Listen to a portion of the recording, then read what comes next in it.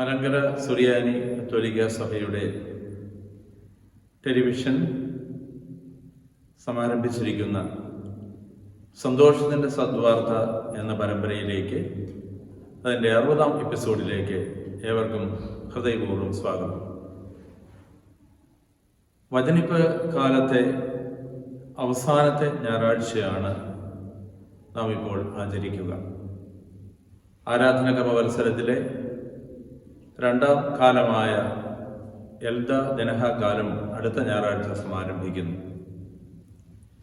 യേശുവിൻ്റെ തിരുജനനവും ബാല്യകാലവും ആയി ബന്ധപ്പെട്ട സംഭവങ്ങളാണ് ഈ വചനിപ്പ് കാലത്ത് നാം നമ്മുടെ ചിന്തയ്ക്ക് വിഷയീഭവിപ്പിക്കുക. ഇന്നത്തെ നമ്മളുടെ വേദഭാഗം വിശുദ്ധ യോസേഫിനുണ്ടായ ദർശനമാണ്. വിശുദ്ധ മത്തായി ശ്ലീഹ എഴുതിയ സുവിശേഷം 1-ാം അധ്യായം 18 മുതൽ 25 വരെയുള്ള വചനഭാഗമാണ് നമ്മുടെ ചിന്തയ്ക്ക് നാം വിഷയീഭവിപ്പിക്കുക. ഈ വചനഭാഗം നമുക്കിപ്പോൾ ശ്രദ്ധാപൂർവം ശ്രവിക്കാം. യേശുക്രിസ്തുവിൻ്റെ ജനനം ഇപ്രകാരമായിരുന്നു. അവൻ്റെ മാതാവായ മറിയവും ജോസഫും തമ്മിലുള്ള വിവാഹ നിശ്ചയം കഴിഞ്ഞിരിക്കെ അവർ സഹവസിക്കുന്നതിന് മുമ്പ് അവൾ പരിശുദ്ധാത്മാവിനാൽ ഗർഭിണിയായി കാണപ്പെട്ടു. അവളുടെ ഭർത്താവായ ജോസഫ് നീതിമാനാകയാലും അവളെ അപമാനിതയാക്കാൻ ഇഷ്ടപ്പെടായകയാലും അവളെ രഹസ്യമായി ഉപേക്ഷിക്കുവാൻ തീരുമാനിച്ചു. അവൻ ഇതേക്കുറിച്ച് ആലോചിച്ചു കൊണ്ടിരിക്കെ കർത്താവിൻ്റെ ദൂതൻ സ്വപ്നത്തിൽ പ്രത്യക്ഷപ്പെട്ട് അവനോട് പറഞ്ഞു, ദാവീദിന്റെ പുത്രനായ ജോസഫ്, മറിയത്തെ ഭാര്യയായി സ്വീകരിക്കുവാൻ ശങ്കിക്കേണ്ട. അവൾ ഗർഭം ധരിച്ചിരിക്കുന്നത് പരിശുദ്ധാത്മാവിൽ നിന്നാണ്. അവളൊരു പുത്രനെ പ്രസവിക്കും. നീ അവന് യേശു എന്ന് പേരിടണം. എന്തെന്നാൽ അവൻ തന്റെ ജനത്തെ അവരുടെ പാപങ്ങളിൽ നിന്നും മോചിപ്പിക്കും. കന്യക ഗർഭം ധരിച്ചൊരു പുത്രനെ പ്രസവിക്കും. ദൈവം നമ്മോട് കൂടെ എന്നർത്ഥമുള്ള എമ്മാനുവേൽ എന്ന് വിളിക്കപ്പെടും എന്ന് കർത്താവ് പ്രവാചകൻ മുഖേന അരുളി ചെയ്തത് പൂർത്തിയാവാൻ വേണ്ടിയാണ് ഇതെല്ലാം സംഭവിച്ചത്. ജോസഫ് നിദ്രയിൽ നിന്നുണർന്ന് കർത്താവിന്റെ ദൂതൻ കൽപ്പിച്ചതുപോലെ പ്രവർത്തിച്ചു. അവൻ തന്റെ ഭാര്യയെ സ്വീകരിച്ചു. പുത്രനെ പ്രസവിക്കുന്നത് വരെ അവളെ അവൻ അറിഞ്ഞില്ല. അവൻ ശിശുവിന് യേശു എന്ന് പേരിട്ടു. ദൈവമേ, സ്തുതി നിനക്ക് യോഗ്യമാകുന്നു. ബാറയ്ക്കുന്നു. കർത്താവിനാൽ ഏറ്റവും അനുഗ്രഹീതരായ സഹോദരീ സഹോദരന്മാരെ, വിശുദ്ധ മത്തായി എഴുതിയ സുവിശേഷം 1-ാം അധ്യായം 18 മുതൽ 25 വരെയുള്ള വചനഭാഗം നാം വിശകലനം ചെയ്യുമ്പോൾ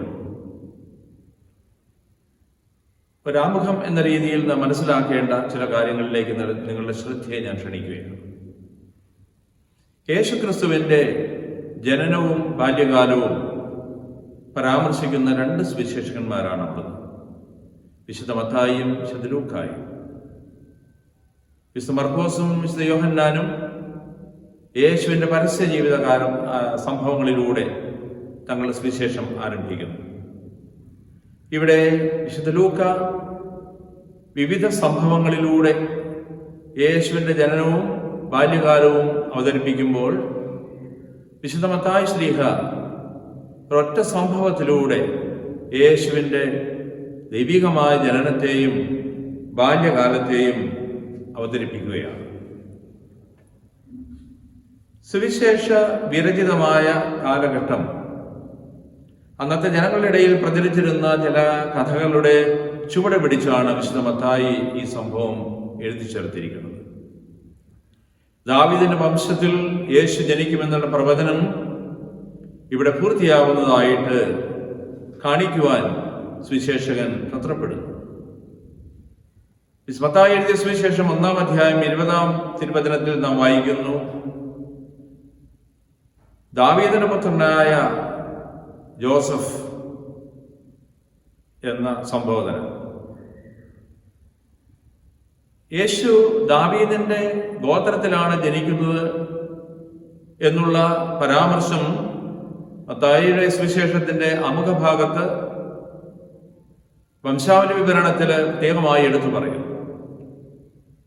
എന്നാൽ ഇന്ന് നാം വായിച്ചു കേട്ട വേദഭാഗത്ത് യഹൂദ പാരമ്പര്യം ഇപ്രകാരമാണെങ്കിലും ദാവീദിന്റെ വംശത്തിൽ ജോസഫ് എന്നു പേരായ പുരുഷൻ എന്നുള്ള പരാമർശം, ദാവീദിന്റെ പുത്രനായ ജോസഫ് എന്ന പരാമർശം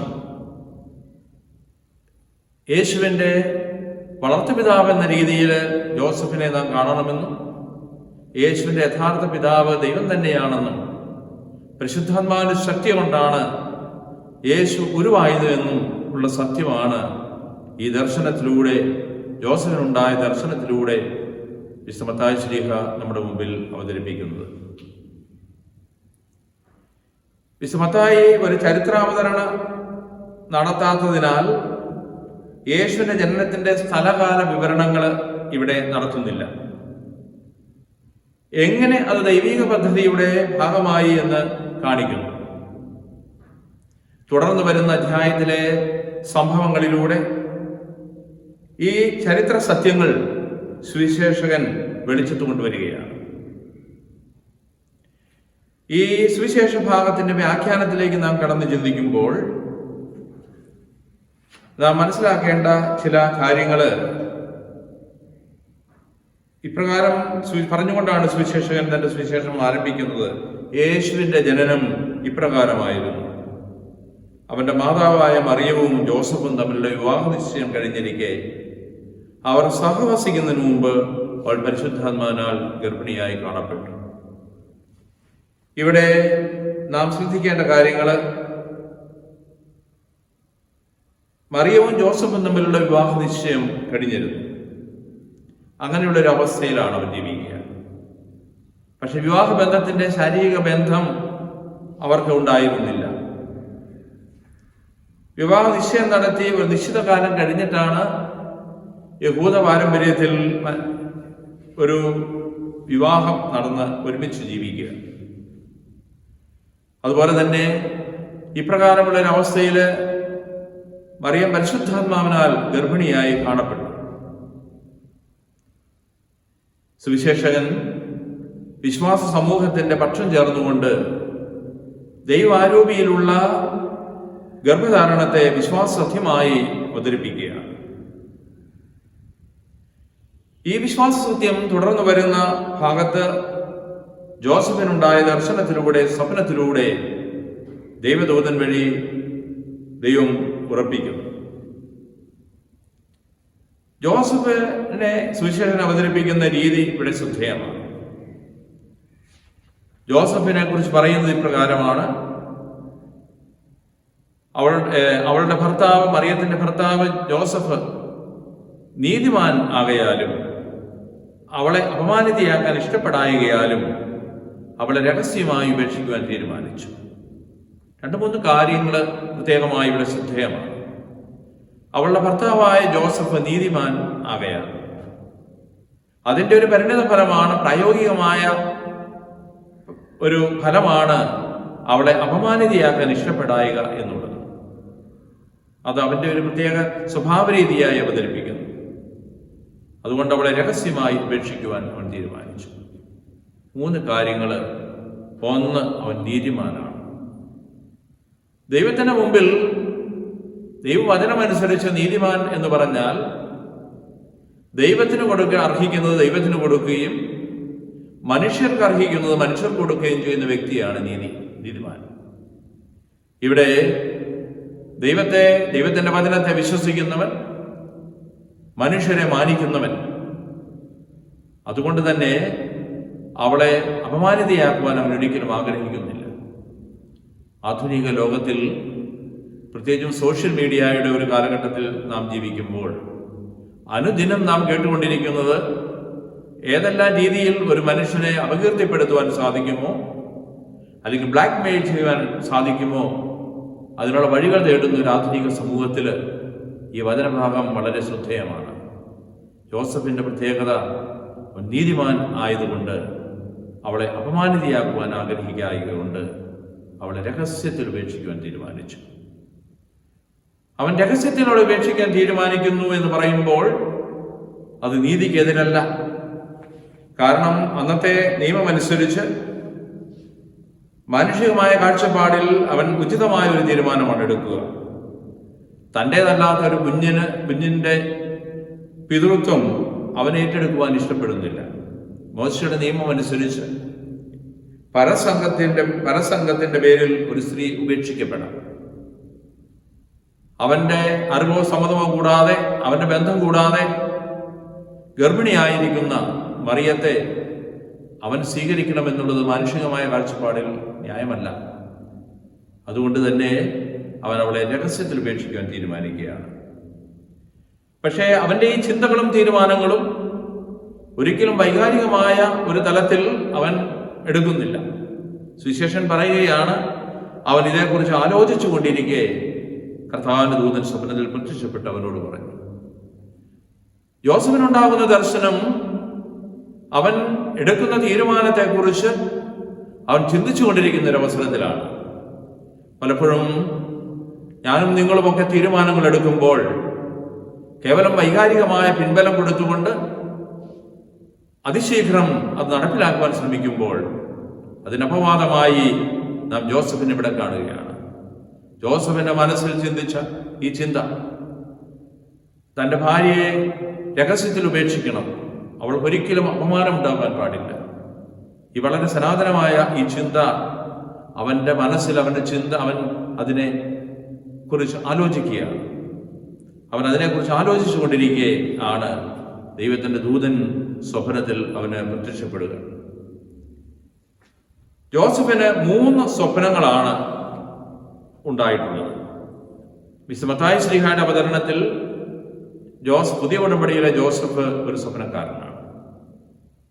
1, 2 അധ്യായങ്ങളിൽ 3 സ്വപ്നങ്ങൾ ജോസഫിനുണ്ടാകുന്നതായിട്ട് പറയുന്നു. 1-ാമത്തെ സ്വപ്നം ഇപ്പോൾ നാം വായിച്ചു കേട്ട വേദഭാഗത്ത്, മറിയത്തെ ഉപേക്ഷിക്കണമെന്ന് അവൻ ചിന്തിച്ചിരിക്കുമ്പോൾ അവനുണ്ടാകുന്ന ഒരു സ്വപ്നം.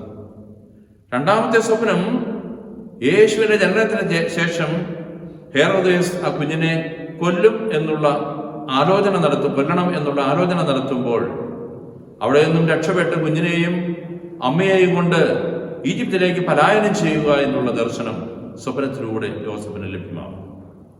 3-ാമത്തേതാകട്ടെ, അവൻ ഈജിപ്തിൽ വസിക്കുമ്പോൾ ഹെരോദേസ് മരിച്ചു എന്നുള്ള വിവരവും കുഞ്ഞിനെ ഇനി കൊല്ലുവാൻ സാധ്യതയില്ല എന്നുള്ള വിവരവും സ്വപ്നത്തിലൂടെ അവനെ അറിയിച്ചുകൊണ്ട് ഇസ്രായേൽ ദേശത്തേക്ക് മടങ്ങി വരുവാൻ ദർശനത്തിലൂടെ ആഹ്വാനം ചെയ്യുന്ന ദൈവം. ഈ 3 സ്വപ്നങ്ങൾ മത്തായിയുടെ അവതരണത്തിൽ ജോസഫുമായിട്ട് ബന്ധപ്പെടുത്തി നാം കാണുന്നുണ്ട്. പഴയ ഉടമ്പടിയിലേക്ക് നാം കടന്ന് ചിന്തിക്കുമ്പോൾ ദൈവഹിതം അറിയുവാനുള്ള മാർഗമാണ് ദൈവികമായ ദർശനങ്ങളും സ്വപ്നങ്ങളും. അവിടെ നമ്മൾ മെസ്സേജ് ഡ്രീംസ് എന്ന പേരിൽ ഏതാനും സ്വപ്നങ്ങളെ കാണുന്നു. ഉൽപ്പത്തിയുടെ പുസ്തകം 20-ാം അധ്യായം 3-ാം തിരുവചനത്തിൽ അബിമലേക്ക് ഒരു സ്വപ്നം കാണുന്നതിനെ കുറിച്ച് പറയുന്നു. ഉൽപ്പത്തി പുസ്തകം തന്നെ 31-ാം അധ്യായം 24-ാം തിരുവചനത്തിൽ ലാബാനുണ്ടാകുന്ന സ്വപ്നത്തെ കുറിച്ച് പറയും. ഉൽപ്പത്തി പുസ്തകം 46-ാം അധ്യായം 2 മുതൽ 4 വരെയുള്ള വചനഭാഗത്ത് യാക്കോബിന്റെ ഒരു സ്വപ്നത്തെ കുറിച്ച് പറയും. ഈ 3 സ്വപ്നങ്ങളും ദൈവത്തിന്റെ വലിയ രക്ഷാകര സംഭവം, രക്ഷാകരമായ ചിന്തകള് സംവേദിക്കുന്ന നിമിഷങ്ങളാണ്. അതുകൊണ്ട് ഇതിനെ മെസ്സേജ് ഡ്രീംസ് എന്ന പേരിലാണ് ബൈബിൾ വ്യാഖ്യാതാക്കൾ കാണുക. കൂടാതെ ഗോത്രപിതാവായ ജോസഫ് ഒരു സ്വപ്നക്കാരൻ എന്ന പേരിലാണല്ലോ ഉൽപ്പത്തി പുസ്തകത്തിൽ നാം കണ്ടുമുട്ടുക. ഗോത്രപിതാവായ ജോസഫിന് 2 സ്വപ്നങ്ങൾ അവന്റെ പതനത്തിന് കാരണമായി ഭവിച്ചു. ഉൽപ്പത്തി പുസ്തകം 37-ാം അധ്യായം 5 മുതലുള്ള തിരുവചനവും 9 മുതലുള്ള തിരുവചനങ്ങളും 2 സ്വപ്നം ജോസഫിനുണ്ടാവുന്നതായിട്ട് പറയുക. നമുക്കറിയാം, കറ്റയെ കുറിച്ചുള്ള സ്വപ്നം, അതുപോലെ തന്നെ സൂര്യനും ചന്ദ്രനും നക്ഷത്രങ്ങളും അവനെ ചുറ്റുന്നതായിട്ടുള്ള ഒരു സ്വപ്നം. ഈ 2 സ്വപ്നങ്ങള് ഗോത്രപിതാവായ ജോസഫിന്റെ പതനത്തിന് കാരണമായി. അവന്റെ മേൽ സഹോദരങ്ങൾക്ക് അസൂയുണ്ടായി അവനെ പൊട്ടക്കിണറ്റിൽ തള്ളിയിടുന്നു. വ്യതിയാൻകാരായ കച്ചവടക്കാർക്ക് അവൻ വിൽക്കപ്പെടുന്നു. അവന്റെ പതനത്തിന് കാരണമായി. എന്നാൽ അങ്ങനെ ഒരു അവസ്ഥയിൽ അവൻ ജീവിക്കുമ്പോൾ 3 സ്വപ്നങ്ങൾ അവൻ വ്യാഖ്യാനിക്കുന്നത് വഴി അവന്റെ ഉയർച്ചയ്ക്ക് അത് കാരണമാകുന്നതായിട്ട് ബൈബിളിൽ നാം കാണും.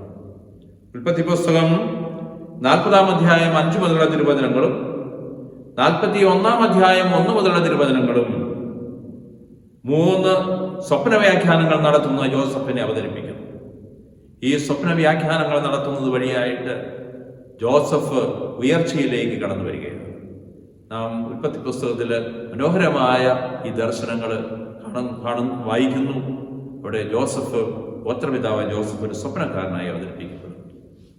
പഴയ ഉടമ്പടിയുടെ ഈ ചിന്തകള് അല്ലെങ്കിൽ ഈ സ്വപ്നക്കാരനായ ജോസഫ് എന്നുള്ള ആശയം പുതിയ ഉടമ്പടിയിലെ ജോസഫിന് 3 സ്വപ്നങ്ങൾ അവതരിപ്പിച്ചുകൊണ്ട് ആ പാരമ്പര്യത്തിൽ നിന്ന് വന്ന മത്തായി തന്റെ സുവിശേഷത്തിൽ ഇത് ചേർത്ത് വെച്ചോ, അവൻ സ്വാധീനിക്കപ്പെട്ടോ എന്നുള്ളത് പഠന വിഷയമാക്കേണ്ടതാണ്. ഇവിടെ ജോസഫിന്റെ സ്വപ്നത്തിലേക്ക് നാം കടന്നു ചിന്തിക്കുമ്പോൾ, അതിന്റെ വിശദാംശങ്ങളിലേക്ക് നാം കടക്കുമ്പോൾ 4 കാര്യങ്ങളാണ് പ്രത്യേകമായിട്ട് നമ്മുടെ കാണുന്നത്. ഒന്ന്, ദാവീദിന്റെ പുത്രനായ ജോസഫ് സംബോധനയാണ്. മറിയത്തെ ഭാര്യയായി സ്വീകരിക്കുവാൻ നീ ശങ്കിക്കേണ്ട. അവൾ ഗർഭം ധരിച്ചിരിക്കുന്നത് പരിശുദ്ധാത്മാവിൽ നിന്നാണ്. ഒന്നാമത്തെ ചിന്തയാണ് മറിയത്തിന്റെ ഗർഭധാരണത്തിന്റെ കാരണം ദൈവാരൂപി തന്നെ. അവൾ ദൈവികമായി ഗർഭം ധരിച്ചിരിക്കുന്നു, പരിശുദ്ധാത്മാവിന്റെ ശക്തിയാൽ ഗർഭിണിയായിരിക്കുന്നു. ഇതാണ് ഒന്നാമത്തെ പോയിന്റ്. അതുകൊണ്ട് നീ അവളെ ഭാര്യയായി സ്വീകരിക്കുവാൻ ശങ്കിക്കേണ്ട, ഉപേക്ഷിക്കേണ്ട കാര്യമില്ല. രണ്ടാമത്തെ കാര്യം, അവളൊരു പുത്രനെ പ്രസവിക്കും. രണ്ടാമത്തെ അറിയിപ്പാണ്. യേശയ്യായുടെ പുസ്തകം 7-ാം അധ്യായം 14-ാം വാക്യത്തിൽ നാം വായിക്കുന്നു, കന്യക ഗർഭം ധരിച്ചൊരു പുത്രനെ പ്രസവിക്കും. എമ്മാനുവേൽ എന്നർത്ഥമുള്ള എമ്മാനുവേൽ എന്നവൻ വിളിക്കപ്പെടും. ദൈവം നമ്മോടുകൂടെ എന്നർത്ഥമുള്ള എമ്മാനുവേൽ എന്നവൻ വിളിക്കപ്പെടും.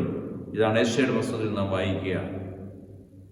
യഹൂദ പാരമ്പര്യമുള്ള മത്തായി ഇപ്രകാരം പഴയ ഉടമ്പടിയുടെ പൂർത്തീകരണം അവതരിപ്പിക്കുന്ന ഒരു പാരമ്പര്യത്തിൽ നിന്നുകൊണ്ട് ഈ വചനം പിൻബലമായി വെച്ചുകൊണ്ട് അവൾ ഒരു പുത്രനെ പ്രസവിക്കും എന്നുള്ള അറിയിപ്പ് ഈ സ്വപ്നത്തിന്റെ 2-ാം ഭാഗമായിട്ട് അവതരിപ്പിക്കുന്നു. മൂന്നാമതായി നാം കാണുന്നു, നീ അവൻ യേശു എന്ന് പേരിടണം. ഈ കുഞ്ഞിന് യേശു എന്ന് പേര് കൊടുക്കണം എന്നുള്ള നിർദ്ദേശം സ്വപ്നത്തിലൂടെ ജോസഫിന് ലഭ്യമാകുകയാണ്. 4-മതായി ആ കുട്ടി, ആ ശിശു, അവന്റെ ദൗത്യം എന്താണ്, അവൻ എന്തായിത്തീരും എന്ന് പറയുകയാണ്. അവൻ തന്റെ ജനത്തെ അവരുടെ പാപങ്ങളിൽ നിന്ന് മോചിപ്പിക്കും. പാപവിമോചനനായി, രക്ഷകനായി യേശു കടന്നു വരുന്നു എന്നുള്ള ചിന്ത, അതിന് പിൻബലമാണിത്. അവൻ തന്റെ ജനത്തെ പാപങ്ങളിൽ നിന്നും മോചിപ്പിക്കും. മാലാഖ കൊടുക്കുന്ന ഈ സന്ദേശം, ഈ സ്വപ്ന സന്ദേശം, ഈ 4 കാര്യങ്ങൾ. ഒന്ന്, നീ നിന്റെ ഭാര്യ മറിയം ഗർഭിണിയായിരിക്കുന്ന പരിശുദ്ധാത്മാവ് കൊണ്ടാണ്. അവൾ ഒരു പുത്രനെ പ്രസവിക്കും. അവൻ യേശു എന്ന് പേരിടണം. അവൻ തൻ്റെ ജനത്തെ പാപങ്ങളിൽ നിന്ന് മോചിപ്പിക്കും. ഈ 4 കാര്യങ്ങളാണ് ഈ സ്വപ്നത്തിന്റെ ഉള്ളടക്കം. മാലാഖ വഴിയുള്ള ഈ സന്ദേശം വിശുദ്ധ മത്തായി പഴയ ഉടമ്പടിയിലെ ജനന അറിയിപ്പുകളുടെ രീതിയിൽ അവതരിപ്പിച്ചിരിക്കുന്നു. ബർത്ത് ഓറക്കിൾസ് എന്ന പേരിലാണ് അത് അറിയപ്പെടുക. പഴയ ഉടമ്പടിയിൽ ഇപ്രകാരമുള്ള ബർത്ത് ഓറക്കിൾസ് അല്ലെങ്കിൽ ജനന അറിയിപ്പുകളുടെ ഫോർമുലയുണ്ട്, രീതികളുണ്ട്. അതിവിടെ മത്തായി അനുധാവനം ചെയ്തിരിക്കുന്നു. ഒന്ന്, ഗർഭധാരണത്തെക്കുറിച്ചുള്ള ഒരു മുന്നറിയിപ്പ്. 2, കുട്ടിയുടെ ജനനത്തെക്കുറിച്ചുള്ള ഒരു പരാമർശം. 3, കുട്ടിക്ക് കൊടുക്കുന്ന അർത്ഥപൂർണമായ നാമം, പേര്. 4, കുട്ടി ചെയ്യുവാൻ പോകുന്ന കാര്യങ്ങളുടെ ഹ്രസ്വ അവതരണം. പഴയ ഉടമ്പടി നാം പരിശോധിക്കുമ്പോൾ ഉൽപ്പത്തിയുടെ പുസ്തകം 16-ാം അധ്യായം 11 മുതലുള്ള തിരുവചനത്തിൽ ഇസ്മായിലിന്റെ ജനനത്തെക്കുറിച്ച് പറയുന്ന ഭാഗമുണ്ട്. യേശയ്യായുടെ പുസ്തകം 7-ാം അധ്യായം 14 മുതൽ 16 വരെയുള്ള തിരുവചനത്തിൽ യേശുവിന്റെ ജനനത്തെക്കുറിച്ചുള്ള പ്രവചന ഭാഗമുണ്ട്. ഇതിന്റെ ചുവട് പിടിച്ച് പുതിയ ഉടമ്പടിയിൽ തന്നെ ലൂക്കായുടെ സുവിശേഷം 1-ാം അധ്യായത്തിൽ 30 മുതൽ 33 വരെയുള്ള വചന ഭാഗത്ത് മാലാഖ മറിയത്തോട് ദൂത് പറയുന്നുണ്ട്. ഈ ഭാഗങ്ങളിലെല്ലാം ഈ ഒരു പാറ്റേൺ, ഈ ഒരു രീതി അവലംബിച്ചിരിക്കുന്നു. ഗർഭധാരണത്തെക്കുറിച്ചുള്ള ഒരറിയിപ്പ്, കുട്ടിയുടെ ജനനത്തെക്കുറിച്ചുള്ള പരാമർശം, കുട്ടിക്ക് കൊടുക്കുന്ന അർത്ഥപൂർണമായ നാമം, പേര്, 4 കുട്ടി ആരായിത്തീരും, അവൻ ചെയ്യുവാൻ പോകുന്ന കാര്യം. ഇവിടെ വിശുദ്ധമായി പഴയ ഉടമ്പടിയുടെ പ്രവചന പൂർത്തീകരണമായി യേശുവിന്റെ ജനനത്തെ അവതരിപ്പിക്കുന്നുണ്ട്. വിശുദ്ധ സുവിശേഷം നാം പരിശോധിച്ചാൽ അങ്ങനെ തിരുവചനം പൂർത്തിയായി എന്ന് പറഞ്ഞുകൊണ്ട് 10 പ്രവചന പൂർത്തീകരണങ്ങൾ വിശുദ്ധമായി തന്റെ സുവിശേഷത്തിൽ അവതരിപ്പിക്കുന്നുണ്ട്. വിശുദ്ധ യോഹന്നാൻ മറ്റൊരു രീതിയിൽ പഴയ ഉടമ്പടിയുടെ പൂർത്തീകരണം റീപ്ലേസ്മെന്റ് തിയോളജി എന്ന് പറഞ്ഞുകൊണ്ട് ഒന്നിന് പകരമായിട്ട് പഴയതിനെ മാറ്റി പുതിയതിനെ അതിന്റെ സ്ഥാനത്ത് വയ്ക്കുന്ന ഒരു രീതി ഫുൾഫിൽമെന്റ് തിയോളജി അല്ലെങ്കിൽ റീപ്ലേസ്മെന്റ് തിയോളജി എന്നാണ് അതിനെ വിളിക്കുക. വിശുദ്ധ യോഹന്നാനും മത്തായിയും ഇപ്രകാരം ഒരു രീതി അവലംബിക്കുമ്പോൾ മത്തായിയുടെ സുവിശേഷത്തിൽ ഈ പ്രവചന പൂർത്തീകരണമായിട്ട് ഇവിടെ അവതരിപ്പിക്കുന്നു. അതുകൊണ്ടാണ് ഇവിടെ പറയുക, കന്യകഗർഭം ധരിച്ചൊരു പുത്രനെ പ്രസവിക്കും, ദൈവം നമ്മോടുകൂടെ എന്നർത്ഥമുള്ള ഇമ്മാനുവേൽ എന്ന് വിളിക്കപ്പെടും എന്ന് പ്രവാചകൻ മുഖേന അരുളിച്ചത് പൂർത്തിയാവാൻ വേണ്ടിയാണ് ഇതെല്ലാം സംഭവിച്ചത് എന്നുള്ള പരാമർശം. അങ്ങനെ പഴയ ഉടമ്പടിയുടെ പ്രവചനങ്ങളുടെ പൂർത്തീകരണമായി യേശുവിന്റെ തിരുജനനത്തെ മത്തായി ശ്ലീഹ ഈ ദർശന പശ്ചാത്തലത്തിൽ, ഈ സ്വപ്ന പശ്ചാത്തലത്തിൽ അവതരിപ്പിക്കുകയാണ്. ഇനിയും ഇതിന്റെ അവസാന ഭാഗത്തേക്ക് നാം കടന്നു ചിന്തിക്കുമ്പോൾ ഈ സ്വപ്നത്തോട് ഉള്ള ജോസഫിന്റെ പ്രതികരണമാണ് നാം വിശകലനം ചെയ്യേണ്ടത്. ജോസഫ് നിദ്രയിൽ നിന്നുണർന്ന് കർത്താവിന്റെ ദൂതൻ കൽപ്പിച്ചതുപോലെ പ്രവർത്തിച്ചു. അവൻ തന്റെ ഭാര്യയെ സ്വീകരിച്ചു. പുത്രനെ പ്രസവിക്കുന്നതുവരെ അവളെ അവൻ അറിഞ്ഞില്ല. അവൻ ശിശുവിനെ യേശു എന്ന് പേരിട്ടു. ജോസഫ് ദൈവത്തിന്റെ ഈ വലിയ ദൈവികമായ ദർശനത്തോടെ ഇങ്ങനെ പ്രതികരിച്ചു എന്നുള്ളതാണ് നമ്മുടെ കാണുക. ഒന്നാമതായി അവൻ ഉണർന്ന് കർത്താവിന്റെ ദൂതൻ കൽപ്പിച്ചതുപോലെ ചെയ്തു. ദൈവത്തിന്റെ വഴികളെ പിൻചൊല്ലുന്നവൻ, ദൈവത്തിന്റെ വചനത്തോട് പ്രതികരിക്കുന്ന, ക്രിയാത്മകമായി പ്രതികരിക്കുന്ന വിശ്വാസിയായ ഒരു മനുഷ്യൻ. 2, അതിന്റെ പ്രായോഗികമായ തലം അവൻ ഉപേക്ഷിക്കുവാൻ തീരുമാനിച്ചിരുന്ന മറിയത്തെ ഭാര്യയായി സ്വീകരിച്ചു. 3, പുത്രനെ പ്രസവിക്കുന്നതുവരെ അവളുമായൊരു ബന്ധം, ശാരീരിക ബന്ധത്തിന് അവൻ പോയില്ല. അവളെ അവൻ അറിഞ്ഞില്ല എന്നാണ് പറയുക. പഴയ ഉടമ്പടിയുടെ പശ്ചാത്തലത്തിൽ യാത എന്നുള്ള ഒരു ഹെബ്രായ വാക്കാണ് ടു നോ, അറിയുക എന്നുള്ളതിന് ഉപയോഗിക്കുക. അത് കേവലം ബൗദ്ധികമായ ഒരു അറിവല്ല, ശാരീരികമായ ഒരു ബന്ധവും ഒരു ചേർച്ചയുമാണത്. അങ്ങനെ അവളുമായ ഒരു ശാരീരിക ബന്ധത്തിലേക്ക്, അങ്ങനെയുള്ള റിലേഷൻഷിപ്പിലേക്ക് അവൻ പോയില്ല എന്ന് അതുവരെ, കുഞ്ഞിനെ പ്രസവിക്കുന്നത് വരെ എന്ന് സുവിശേഷം രേഖപ്പെടുത്തുന്നു. 4-മതായി അവസാനമായി പറയുകയാണ്, അവൻ ശിശുവിന് യേശു എന്ന് പേരിട്ടു. യേശുവ എന്ന വാക്കിന്റെ അർത്ഥം യേശു രക്ഷകനാണ്, യഹോവ രക്ഷിക്കുന്നവനാണ്. അതുകൊണ്ട് തൻ്റെ ഏകജാതൻ വഴി രക്ഷ സാധിച്ചു എന്നുള്ള ആ ചിന്തയാണ് യേശു എന്ന് ഈ കുഞ്ഞിന് പേരിടുമ്പോൾ ലഭ്യമാകുന്നത്. അവൻ ആ കുട്ടിക്ക് യേശു എന്ന് പേരിട്ടു. പിതാവിൻ്റെ അവകാശമാണ് ഒരു കുഞ്ഞിന് പേര് കൊടുക്കുക എന്നുള്ളത്.